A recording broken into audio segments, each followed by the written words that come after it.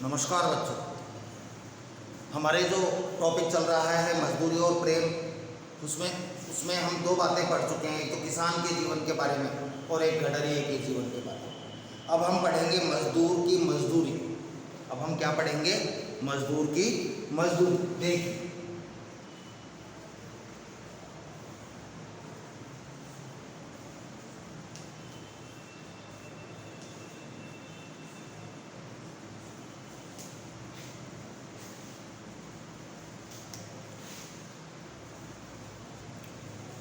मजदूर की मजदूरी। आपने 4 आने पैसे मजदूर के हाथ में रखकर कहा, 4 आने पैसे मतलब जो भी उसकी मजदूरी बनती है, जो उससे पहले काम करने से पहले तय हो गई थी, वो मजदूरी मजदूर के हाथ में रखकर कहा। क्या कहा? यह लो दिन भर की अपनी मजदूरी, कि भाई ये तुम्हारी दिन भर की मजदूरी है।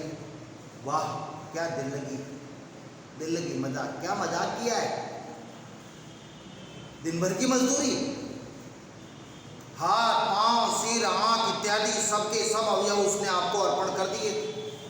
अपना पूरा शरीर आपको दे दिया था उसने, अपने मालिक को, जिसके यहाँ वो काम कर रहा था। ये सब चीजें उसकी तो थी ही नहीं, ये तो ईश्वरीय पदार्थ थे। भाई आंख नाक कान उसकी थोड़ी थी मजदूर की, ये तो भगवान ने उसको दिया था, जो उसने आपको दे दिया सुबह से शाम तक। और जो पैसे आपने दिए, जो पैसे आपने उसको दिए, वे भी आपके नहीं थे, वो भी भगवान ने ही दिए। वे तो पृथ्वी से निकली हुई धातु के टुकड़े थे, सिक्के, अतएव ईश्वर के निर्मित थे। मतलब उस मजदूर का आंख नाक कान ये भी ईश्वर का बनाया हुआ। जो तुमने उसको मजदूरी दी, धातु के टुकड़े दिए, वो भी ईश्वर के थे, जमीन से निकले हुए। मजदूरी का ऋण तो पैसों से नहीं चुकाया जा सकता बच्चों। मजदूरी का ऋण तो परस्पर की प्रेम सेवा से चुकता होगा। उसके प्रति हम प्रेम करें, उसके प्रति सेवा का भाव रखें, तब सही अर्थ में, सच्चे अर्थों में उसकी मजदूरी का मूल्य चुका सकते हैं। अन्न धन देने से नहीं। वे दोनों तो ईश्वर के हैं, अन्न भी और धन भी। अन्न धन वही बनाता है। अन्न धन कौन बनाता है? ईश्वर बनाता है। जल भी वही देता है। एक जिल्द साज में घटना आ रही है, ध्यान से समझना, क्वेश्चन निकल सकता है इस घटना में से। एक जिल्द साज जो बुक के ऊपर जिल्द चढ़ाता है, हार्ड कवर जो होता है ना, जिल्द साज। एक जिल्द साज ने मेरी एक पुस्तक के जिल्द बांध दी, कवर चढ़ा दिया, सब बढ़िया मोटा वाला। मैं तो इस मजदूर को कुछ भी नहीं दे सका, तो कुछ थोड़ा पैसा दे दिया होगा। वैसे देखा जाए तो उसकी मजदूरी तो दी, लेकिन उसने जिस भावना के साथ वो जिल्द चढ़ाया था बुक पर, उसकी कुछ भी मजदूरी नहीं दे सका। परंतु उम्र भर के लिए उसने मुझे एक विचित्र वस्तु दे दी। जिंदगी भर के लिए, तो उम्र के लिए उसने मेरे को एक विचित्र वस्तु दे दी उस जिल्द साज ने। क्या दे दी? जब कभी मैं उस पुस्तक को उठाया, जब मैंने वो किताब उठाई, उस पुस्तक को उठाया, मैं ऐसा लगा मेरे को जैसे मेरे हाथ जिल्द साज के हाथ पर जा पड़े। मेरे हाथ उस पुस्तक पर नहीं पड़े। जब मैंने उस पुस्तक को पढ़ाया तो मेरे को ऐसा एहसास हुआ कि मेरे हाथ जिल्द साज के हाथों पर रखे गए। पुस्तक देखते ही मुझे जिल्द साज याद आ जाता, वो जिल्द चढ़ाने वाला याद आ जाता। वह मेरा आमरण मित्र हो गया। वह जिल्द साज था जो मेरा कैसा मित्र हो गया? आमरण।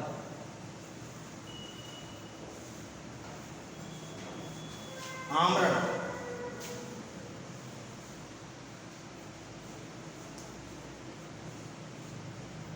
मरने तक, जब तक मैं मरूंगा, मैं जीऊंगा, जब तक का वो मित्र हो गया।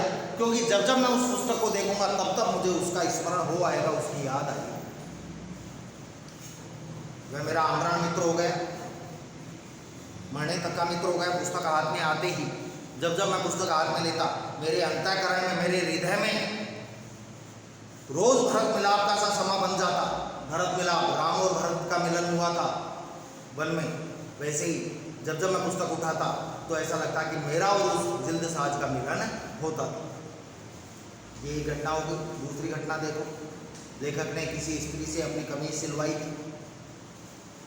गाड़ी की कमीज को एक अनाथ विधवा सारी रात बैठकर सीती, कॉटन की, सूती, खादी की एक कमीज को एक अनाथ विधवा पूरी रात बैठकर सिलाई करती है उसकी, साथ ही वह अपने दुख पर रोती है। वह दुखी है क्योंकि वो विधवा है, अकेली है, वो रोती जाती और उस कमीज की सिलाई करती जाती। रात को भी कुछ मयसर न हुआ उसे, रात को भी कुछ खाने पीने को नहीं मिला क्योंकि गरीब। अब वह एक एक टांके पर आशा करती है, जैसे जैसे वो टांका लगाती है उस कमीज को सिलने के लिए, मशीन से नहीं, हाथ से सिलाई कर रही है, एक एक टांके पर उसको आशा बनती है कि कमीज कल तैयार हो जाएगी। जैसे जैसे टांका लगाती जाती उसको ये भरोसा होता जाता कि कल कमीज तैयार हो जाएगी, तब कुछ तो खाने को मिलेगा। भाई जिसकी कमीज जब वो लेके जाएगा कुछ पैसा देगा तो कुछ तो खाने को मिलेगा। जब वह थक जाती तब ठहर जाती, सिलाई करते करते, टांका लगाते लगाते जब वह थक जाती तो थोड़ी देर रुक जाती, सुई हाथ में लिए हुई है, सुई उसके हाथ में ही है, कमीज घुटने पर बिछी हुई, कमीज उसके घुटने पर रखी है, सिलाई कर रही है ना।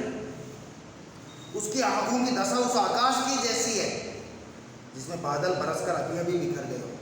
उसकी आंखें ऐसी लग रही हैं, उस आसमान जैसी लग रही हैं कि जिस आसमान में अभी अभी बादल आए हों और बिखर कर बारिश करके चले गए हों। मतलब वो कभी रोती, कभी सीलने लगती, कभी थक जाती, रुक जाती, फिर कभी रोने लगती, कभी उसको ये विश्वास होने लगता कि आज रात को तो कुछ नहीं खाया, कल तो कुछ खाने को मिलेगा। खुली आंखें ईश्वर के ध्यान में लीन हो रही हैं।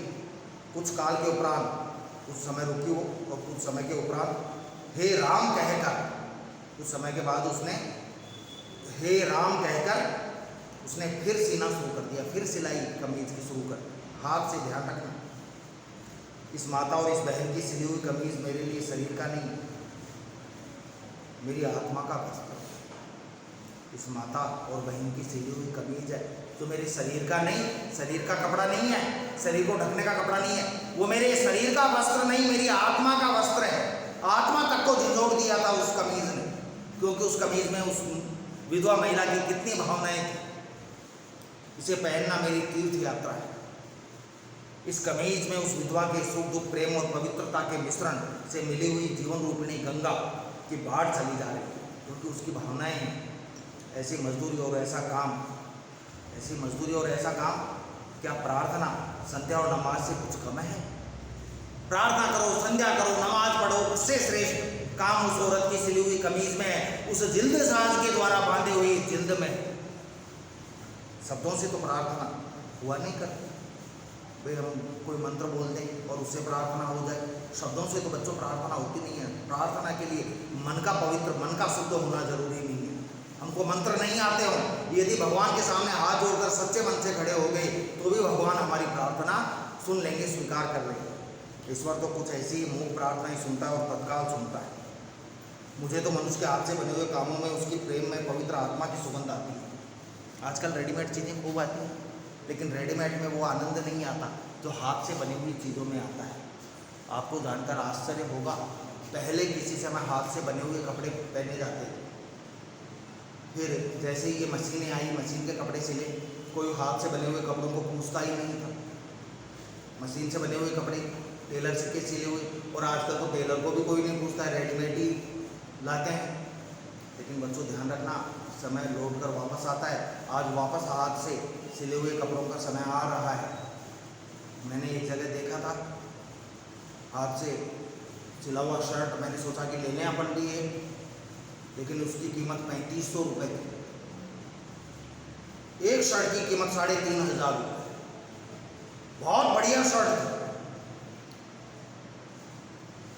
धीरे धीरे समय बदलता है, लेकिन जो भावना, एक तो हम होटल में जाकर खाना खाएं और एक माँ या दादी के हाथ का बना हुआ खाना खाएं, सच्चा आनंद किसमें आएगा? हो सकता है होटल वाला टेस्टी हो, मिर्च मसाले ज़्यादा हो, लेकिन वो नुकसान भी करेगा। होटल वाले खाने में कोई सच्ची भावना नहीं होती है। वो पैसे के लिए खाना बनाया जाता है, पकाया जाता है और खिलाया जाता है, लेकिन उस खाने में, घर के खाने में, दादी नानी या माँ के हाथ के खाने में भावनाएं होती हैं दिल में।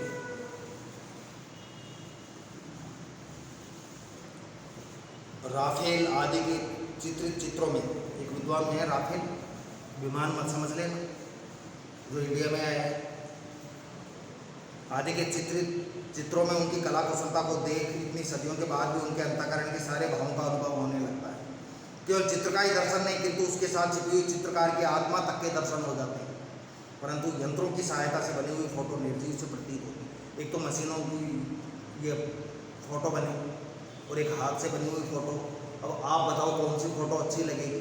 सुंदर तो वो लग सकती है मशीन वाली, लेकिन हाथ से बनी हुई जो फोटो है उसमें जो सादगी होगी, पवित्रता होगी, वो उसमें नहीं होगी, उसमें दिखावा होगा। परंतु यंत्रों की सहायता से बने हुए फोटो निर्जीव से प्रतीत होते हैं। उनमें और हाथ के चित्रों में उतना ही भेद है। मशीन से बने हुए फोटो में और हाथ से बने हुए फोटो में उतना ही अंतर है बच्चों, जितना शमशान और बस्ती में। शमशान क्या होता है आपको मालूम है? मरने के बाद जाते हैं, ले जाते हैं, दाते तो क्या है, ले जाते हैं। और एक बस्ती तो वो मशीन से बनी हुई फोटो शमशान की तरह होती है और हाथ से बनी हुई फोटो बस्ती की तरह होती है। उसमें सजीवता होती है, हाथ से बनाने वाले की भावना होती है। हाथ की मेहनत से चीज़ में जो रस भर जाता है, हाथ से जो मेहनत करके चीज़ बनाते हैं उसमें जो रस होता है, आनंद होता है, प्रेम होता है, अपनापन होता है, वह बना लोहे के द्वारा बनाई हुई चीज़ में कहाँ होगा।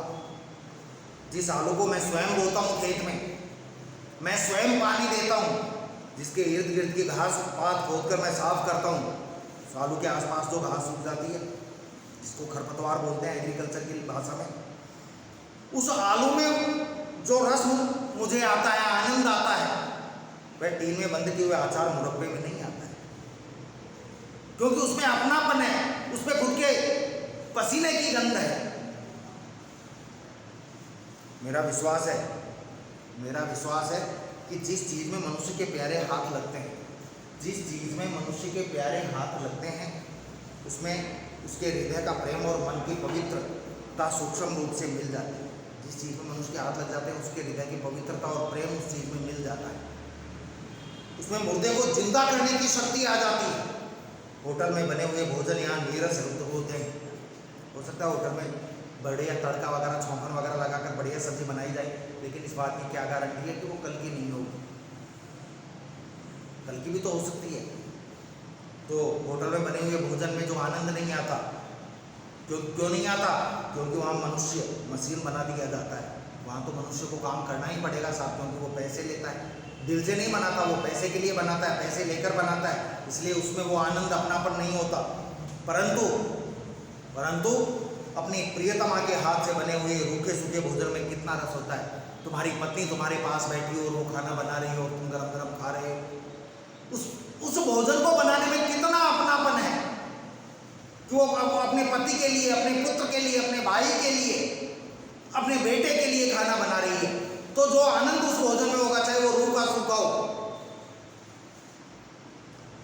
जिस मिट्टी के घड़े को कंधों उठाकर मिलो दूर से, उसमें मेरी प्रेम मग्न प्रियतमा ठंडा जल भरकर लाती है। मेरी पत्नी, मेरी नहीं, सरदार पूर्ण सिंह कह रहे हैं कि कई मील दूर से अपने कंधे पर मिट्टी का घड़ा रखकर मेरी प्रियतमा, मेरी पत्नी दूर से उसमें ठंडा जल भरकर लाती है। उस ठंडे जल में जो आनंद आता है पीने में, उस लाल घड़े का जल जब मैं पीता हूं, तब जल क्या पीता हूं? अपनी प्रेयसी के प्रेमामृत को पान करता हूं। मानो मैं अपनी प्रेयसी के प्रेम को पीता हूं, उसको भोगता हूं, उसकी भावना को, उसके प्रेम को। तो ऐसा प्रेम है, जो ऐसा प्रेम में प्याला पीता हो, जो ऐसा प्रेम में प्याला पीता हो, उसके लिए शराब क्या चीज़ है? शराब में कुछ देर के लिए नशा होता है, प्रेम से बनाई गई चीज़ में बहुत लंबे समय तक नशा होता है, और वो दिल का नशा होता है, अपनापन होता है, प्यार होता है, प्रेम होता है। प्रेम से जीवन सदा गदगद रहता है, प्रसन्न रहता है। प्रेम से जीवन, मैं अपनी प्रेयसी की, अपनी प्रियतमा की ऐसी प्रेम भरी, रस भरी, दिल भरी सेवा का बदला क्या कभी दे सकता हूँ? एक पति अपनी पत्नी, तो उसकी पत्नी जो उसके लिए करती है, क्या उसका मूल्य वो चुका सकता है? कभी नहीं, क्योंकि प्रेम का मूल्य तो कभी चुकाया ही नहीं जा सकता है। उधर प्रभात ने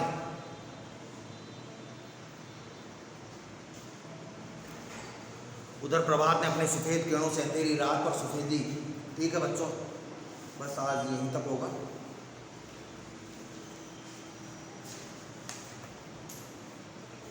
ठीक है, धन्यवाद। अभी भी संभवतः 2 रोज़ लगेंगे।